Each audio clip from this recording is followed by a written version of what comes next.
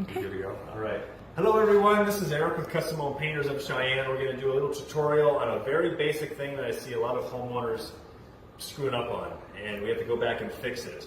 And what it is filling nail holes. Nail holes are something we all have to do. If you don't want to just paint over them and leave a hole, you want to somehow fill or patch them. If you're putting the nail back right in, well, you can just leave the nail in the wall really, paint around it. But a lot of times customers they want to take nails out, and sometimes they'll try patching them themselves, and we're like, oh, dang it, you did it wrong. And so what we usually use, and people use for patching nails, is just a typical spackling. This is just a lightweight spackling. This is not drywall mud, like mud a whole house. It's just very lightweight, and this tub hardly weighs anything really.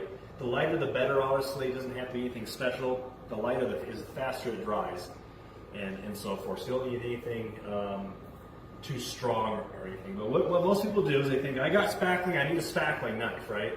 And so they kind of dip in here, and what they'll do is they'll fill the nail hole like this, okay? Which might all be fine and dandy, but the problem is most walls are textured, okay?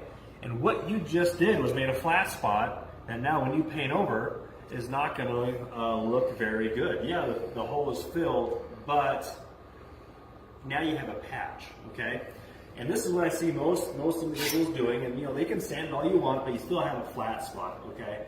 So this is not what you want to do with nail holes. If you have a bigger patch and you have to use a spackling knife, that's a different story, but most of the time it's just these little holes. So and some people I see they have some caulking. Caulking is great for seams and so forth, but for holes it's not the best. And essentially what some people do is they put a little bit of caulking in here, which is fine, and then they'll kind of smear it. The thing about caulking versus drywall is caulking is a lot smoother.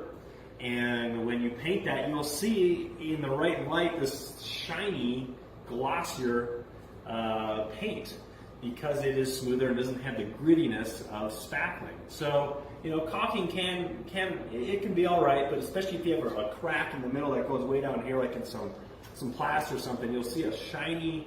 You'll see it as very shiny, and it's not the most ideal thing to use when you're patching in a wall area or not. What you want to do is you want to get your spackling in, and you just want to put all your tools away. You actually want to just get your finger and get some spackling on your finger, and all you do is just fill it in like that, okay?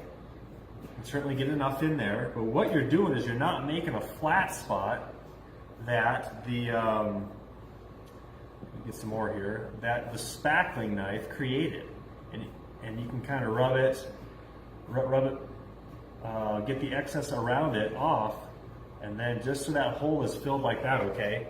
And what that's going to do is you don't have to do anything with that. It's ready to paint. You give that a few minutes to dry, maybe a half hour, and you can just paint right over that, and you won't ever see that hole, because that the texture around it is still there, and you just filled that hole, okay? So that is one of the very most basic tips when you're painting your bedroom, any type of wall. When you're patching nail holes, just use your finger, a little bit of spackling, and you're good to go. All right, thanks for watching.